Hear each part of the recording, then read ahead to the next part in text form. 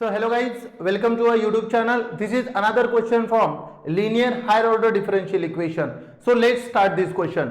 So बघा बेटा काय दिलं इथे d cube minus 3 d dash plus 2d dash cube z into आपल्याला इथे बघा दोन फंक्शन दिले आहे आणि आपल्याला माहित आहे सर दोन फंक्शन असेल तर बेटा याचा pi1 येणार आणि याच्यासाठी काय येणार pi2. ऑलवेज लक्षात ठेवायचं दोन फंक्शन असेल तर pi1 pi2 सर एकच असता तर बेटा एक असता तर एकच आला असता.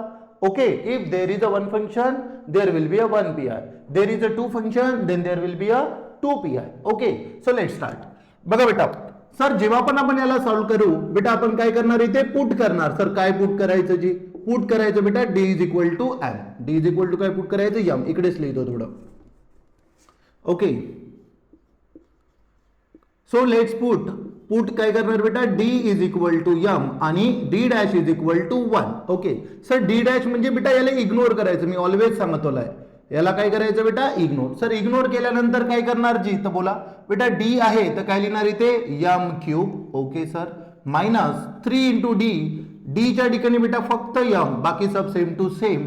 ओके प्लस नंतर इकडे काय आहे सर 2. ओके बेटा सर इथे तर d डॅश आहे तुम्ही तर म्हटलं 1 लिहायचं बेटा 1 नाही लिहायचं त्याला काय करायचं इग्नोर. का करायचं त्याला इग्नोर. ओके इग्नोर करता येते ना. हा तुम्ही तर प्रोचा इग्नोर करा ठीक आहे. हा सेम तसंच इग्नोर करायचं बेटा डी डॅशला इग्नोर इथे पण डी डॅश क्यूबला इग्नोर बाकी सब same to same. Okay is equal to लिहायचं बेटा 0.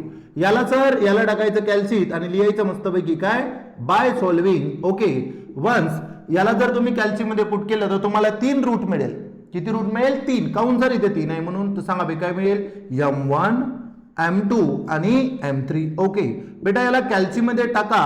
कॅल्सीमध्ये टाकल्यानंतर तुम्हाला रूट मिळेल. ओके सर कोणते रूट मिळणार तर याचे रूट असणार बेटा -2 1. ओके सर कॅल्सीने तर 2च रूट सांगितले तुम्ही तर म्हणत आहे 3 रूट येते. बेटा मी त्या दिवशी पण एका क्वेश्चन मध्ये सांगितलं की सर जेव्हा पण रूट बेटा रिपीट असेल तर शेवटचा रूट काय लिहायचा डबल. शेवटचा रूट काय लिहायचा डबल. कॅल्सी 2च सांगते करेक्ट ना. मग टाकून पाहिजे कॅल्सी मध्ये एक इथे -2 दुसरा किती येते 1 तर शेवटचा रूट काय असते रिपीट. काय असते रिपीट. अबे इथं 3 आहे म्हणून रिपीट 2 असेल तर मग 2च येते नाही तर त्याच्यात हो जो खतम. ओके हा तर 3 आहे म्हणून m1 m2 आणि m3 तर सांग मग CF काय राहिला असता. ओके 3 रूट आहे तर काय येणार बेटा बोला पटकन f1 y plus m1 x always. Okay plus इथे काय राहणार बेटा f2 y plus m2 x. Okay sir plus काय राहणार f3 इकडे राहणार बेटा y plus m3 x. Okay पण जेव्हा आम्ही बघितलं सर हा एक जो रूट आहे हा काय आहे सर डिफरंट आहे. हा काय आहे डिफरंट. ओके पण सर हे जे दोन रूट आहे हे कसे आहे सर रियल पण आहे आणि कसे आहे सर सेम पण आहे.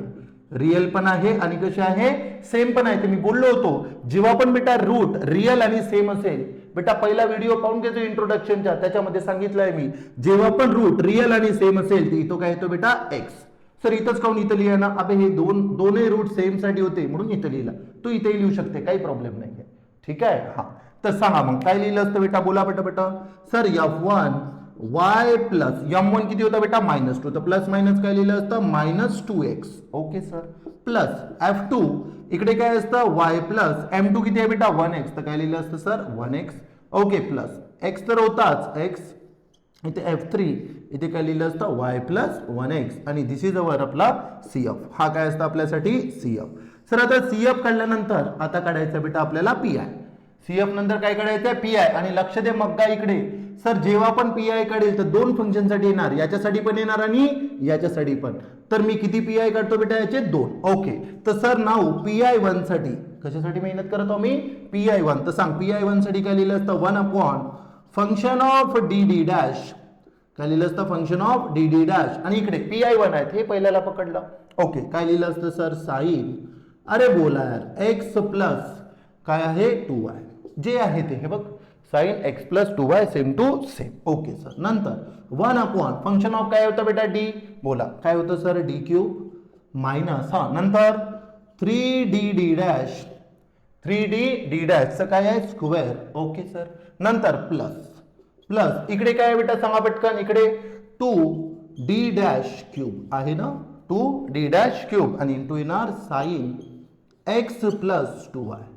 काय येणार sine x plus 2y. Okay, same to same छापजो मग खतम नको होतो. जे पण गिवन असेल त्याला काय केलं मी सेम टू सेम छापला. ठीक आहे. ओके, आता सर आता जर आम्हाला लिहायचं आहे बेटा, आता ऐक इथे थोडंसं सिंपल ऑल्जेब्रा मी यूज करतो. ओके, हा टेन्शन नको, डब्बा बी काढतो. करेक्ट ना, साइन आणि कॉस असेल तर डब्बा येते. ठीक आहे, चलो पहिले काढून घेतो. आता सर डब्बा जर काढायचा असेल, बोल रे मग काय येणार. सर डब्याच्या ठिकाणी सगळ्यात पहिले आम्ही याला कम्पेअर करू. इथे काहीच नाही म्हणजे किती असेल बे 1. आणि मी सांगितलं होतं हे कम्पेअर करतो याच्यासोबत. कशासोबत कम्पेअर करणार sir, a to the power ax plus by सोबत, ax प्लस by.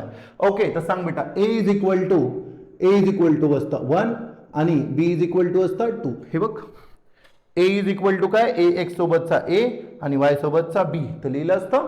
ओके, नंतर सर आम्ही लिहितो असतो डी स्क्वेअरला म्हणतो सर मायनस ए चा स्क्वेअर. ओके, तर काय असतं -1. सर नंतर डी डॅश स्क्वेअरला आम्ही म्हणतो असतो मायनस बी चा स्क्वेअर, याला काय असतं बेटा -4.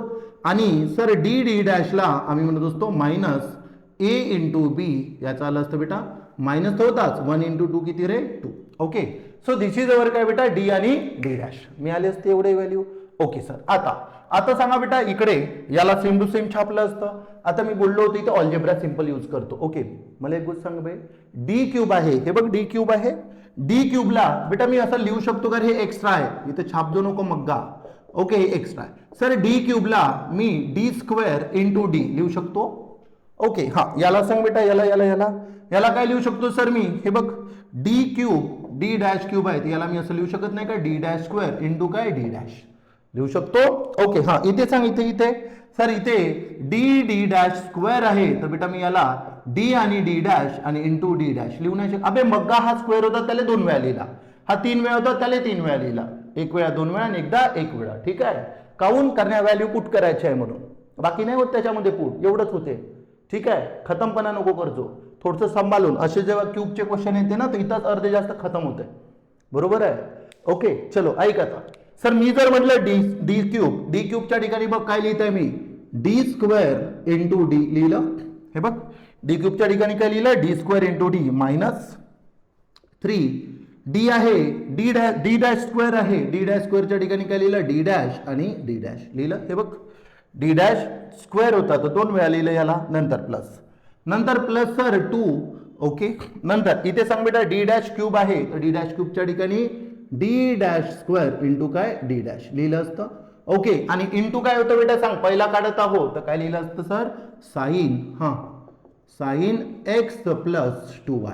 ओके, जागा नाही म्हणून इथं लिहिलं, तू समोर लिहिजो. ठीक आहे, हा नंतर आता सर व्हॅल्यू पुट करा, सांगा 1 डी स्क्वेअर काय होता बे मग्गा बोल पटकन, डी स्क्वेअर होता सर -1. ओके, नंतर हा डी राहणारच सेम टू सेम, राहणार ना, हा डी स्क्वेअरच्या ठिकाणी -1, हा d same to same. Okay sir, नंतर -3 इंटू डी डॅश, 3 इंटू काय डी डॅश बोल रे, डी डॅश किती होतं बेटा -2. ओके सर, नंतर डी डॅश होता सेम टू सेम. ओके, नंतर सांगा बेटा +2 डी डॅश स्क्वेअर कुठे गेला, डी डॅश स्क्वेअर किती होता बेटा -4 आणि इकडे काय राहणार d dash same to same आणि वर काय राहिलं असतं साइन एक्स प्लस 2y. अरे करेक्ट ना, साइन एक्स प्लस 2y असं लिहायला लागते, याला अल्जेब्रा म्हणते, ज्याच्यापासून आपण ऑलरेडी खतम आहोत. इंजिनिअरिंगला आले तुम्ही, याले पाहिजे ह्या गोष्टी, ह्या छोट्या गोष्टी. बरोबर आहे ना. हां, हे कोणीच नाही सांगत भाऊ, लक्षात ठेवजो, पाहून घे तुला किती व्हिडिओ पाहायचे आणि का पाहायचे. ओके, चलो लक्ष द्या आता इकडे 1/, हां काय राहिलं असतं बेटा -d सर, नंतर मायनस प्लस 3 दुनी 6. करेक्ट ना. हां, नंतर काय सर डी डॅश, नंतर इकडे जर बघितलं, इकडे पण बघ रे, इकडे पण बघ काय प्लस मायनस. ओके, आणि इकडे किती असतं बेटा 4 2 जा 8 डी डॅश आहे आणि इंटू काय होतं साइन एक्स प्लस 2y लिहिलं, साइन काय एक्स प्लस 2y. आता ऐक, ह्या दोन्ही टर्म कशा आहे बे,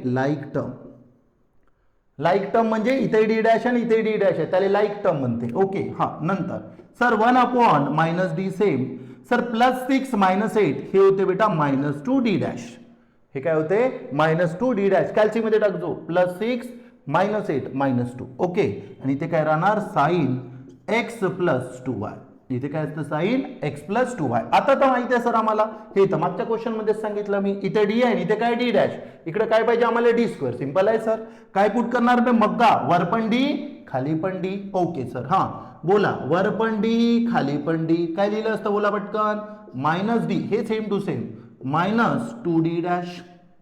ओके, हा इंटू इंटू काय असतं बेटा, sine x plus 2y sir.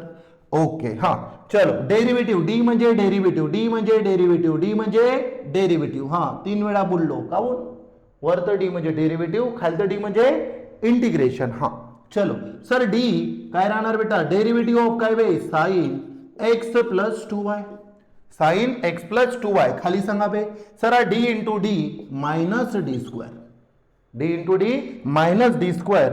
Sir नंतर याला जर आतमध्ये लिहिलं तर बेटा plus minus minus 2d D dash, 2d D dash, आणि इकडे डेरिव्हेटिव्ह ऑफ साइन असतं. चलो आता सांगा सर काय करणार, आता तर सिंपल आहे सर, डेरिव्हेटिव्ह ऑफ साइन, साइनचा डेरिव्हेटिव्ह होते बेटा कॉस, साइनचं डेरिव्हेटिव्ह काय होते कॉस. सांग कॉस काय लिहिलं असतं सर, एक्स प्लस 2y, काय लिहिलं असतं एक्स प्लस 2y. ओके, आता ऐक मग्गा, मगाशी 2 लिहिले होते काऊन का, x सोबत 2 होते, आता आहे का बे नाही, जे पण x सोबत असेल त्यालाच लिहायचं, कारण x सोबतचा डेरिव्हेटिव्ह, याचा डेरिव्हेटिव्ह काय झाला असता 0, तर इंटू काय लिहिलं असतं 1, काहीच नाही म्हणजे किती आहे बे x सोबत 1. ओके, राहिलं लक्षात का, होशील, दिमाग नाही लावायचं, ऐकून घे. जेव्हा पण आपण याचे डेरिव्हेटिव्ह काढून, सिंपल आहे, सिंपल आहे, जो पण x सोबत व्हॅल्यू असेल तेच लिहायची, काहून आली कुठून आली, ते कंपोजिट फंक्शन पासून येते, बरोबर आहे, पण दिमाग लावायचा बिलकुल नाही, जे पण x सोबत असेल ते लिहायची. पाय x सोबत 1 होती तर 1 लिहिली, मागच्या क्वेश्चन मध्ये 2 होती तर 2 लिहायची, सर 3 असती त्याची, हा तर 3 लिहायचो, ठीक आहे. हा खाली सांग डिवाइड मध्ये, डिवाइड मध्ये सर, डिवाइड मध्ये काय होता डी स्क्वेअर, हा मायनस ऑलरेडीच होता मग्गा, डी स्क्वेअरच्या ठिकाणी सांग, डी स्क्वेअरच्या ठिकाणी सर -1. ओके लिहिलं, नंतर हा नंतर काय मायनस 2, हा नंतर sir D D dash, D D dash किती आहे बे, डी डी डॅश -2. ओके, हा आणि हे आलं भाऊ, प्रार्थना करतो सेम टू सेम कॅल्सी मध्ये टाकजो. ओके सर, याला जर कॅल्सी मध्ये टाकलं तर 1 अपॉन इथे येते बेटा +1 +4, हे येते 5.